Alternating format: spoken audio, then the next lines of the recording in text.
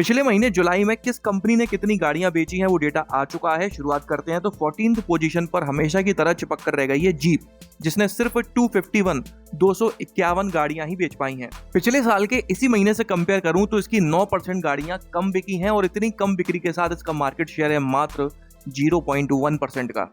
13th position पर आई है सिट्रन, जिसने 494 गाड़ियां ही बेच पाई हैं। अगर मैं पिछले साल के इसी महीने से कंपेयर करूं तो इसने 47% ज्यादा गाड़ियां बेची हैं। और रही बात मार्केट शेयर की तो वो उतना का उतना ही है। पिछले साल भी 0.1% था और अब भी उतना ही है। 12th पोजीशन पर आई है निसान मोटर्स, जिसने सिर्फ 1420 गाड़ियां ही बेच पाई हैं। पिछले साल के इसी महीने के कंपैरिजन में इसकी लगभग 29% बिक्री कम हुई है और मार्केट शेयर भी कम हो गया है, 0.6% से घटकर 0.4% रह गया है। 11th पोजीशन पर है रेनो मोटर्स, जिसने सिर्फ 2575 गाड़ियां ही बेच पाई हैं। इस कंपनी की बिक्री भी 9% कम हुई है और मार्केट शेयर भी 0.1% कम हो गया है, 0.7% रह गया है। अब 10th पोजीशन पर आई है फॉक्सवैगन, जिसने 3212 गाड़ियां बेची हैं। इस कंपनी की बिक्री भी लगभग 5.6% कम हुई है और मार्केट शेयर भी कम हो गया है, 1% से घटकर 0.9% है। 9th पर आई है होंडा मोटर्स, जिसने 4050 गाड़ियां बेची हैं जुलाई में पूरे भारत में। रही बात बिक्री की तो इसकी भी कम हुई है, 12.5% बिक्री कम हुई है पिछले साल के कंपैरिजन में और मार्केट शेयर भी इसका उतना ही घट गया है, 1.3% से घटकर 1.2% रह गया है। अभी तक जितनी भी कंपनीज का मैंने नाम लिया है ना, ये सोने में उस्ताद हैं, मतलब गोल्ड में नहीं, बिस्तर पे चित्र डल के बेहोश सोने में। मार्केट में ये लोग हैं या नहीं हैं ये हमें पता करना पड़ता है, ये खुद नहीं बताते।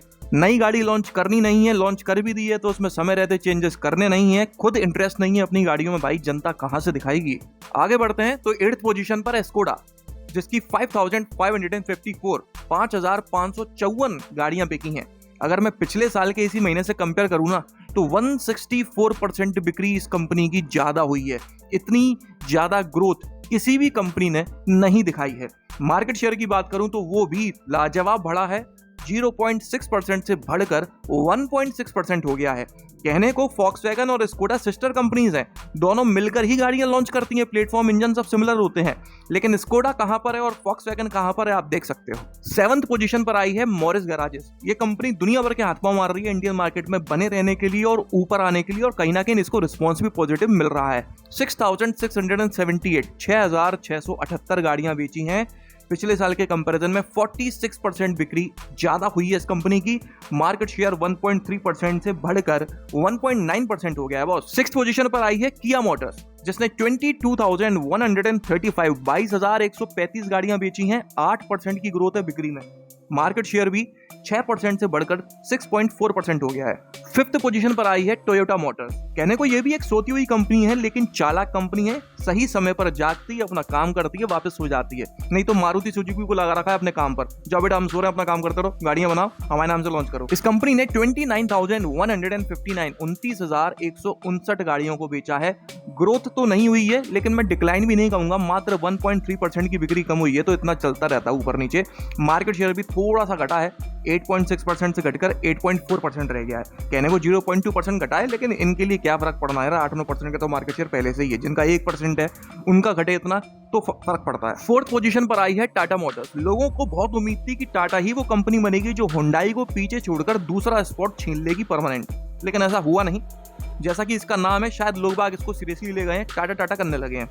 इस महीने इस कंपनी ने सिर्फ 39,521 गाड़ियां ही बेच पाई हैं, जबकि पिछले साल इसी महीने लगभग 45,000 गाड़ियां बेची थी। यही वजह है कि 11 भी नहीं, लगभग 11.5% बिक्री इस कंपनी की कम हुई है और मार्केट शेयर भी घट गया है। पहले 13% था, अब घटकर 11.4% हो गया है। 3rd पोजीशन पर आई है हुंडई। भाई इतने टप्पे मेरे ख्याल में किसी कंपनी नहीं खाए होंगे जितने हुंडई खाती है। कभी टाटा टप्पा खिला रहा होता है, कभी महिंद्रा टप्पा खिला रहा होता है, बेचारी झूलती रहती है पूरे साल। झूलते झूलते इस कंपनी ने 43,973 गाड़ियों को बेच लिया है, लेकिन ग्रोथ जो है वो नहीं हुई है।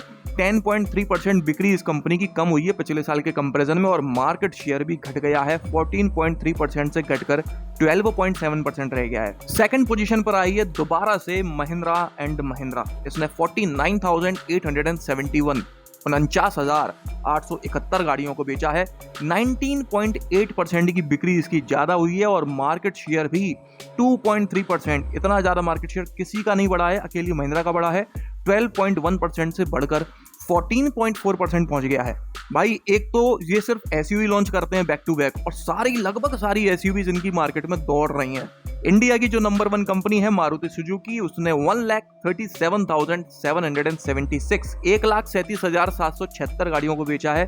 पिछले साल के कंपैरिजन में 0.2% ग्रोथ हुई है। पता नहीं इसको ग्रोथ कहते नहीं कहते, पर ऑन पेपर देखा जाए तो भाई ग्रोथ तो हुई है। मार्केट शेयर लेकिन घट गया है, 40.1% से घटकर 39.7% रह गया। एक टाइम था जब स्टेशनरी 50% रहा करता था, फिर एक टाइम आया 45%, फिर एक टाइम आया 42%, फिर आया 40, अब 40 से भी नीचे जाने लगी है मारुति।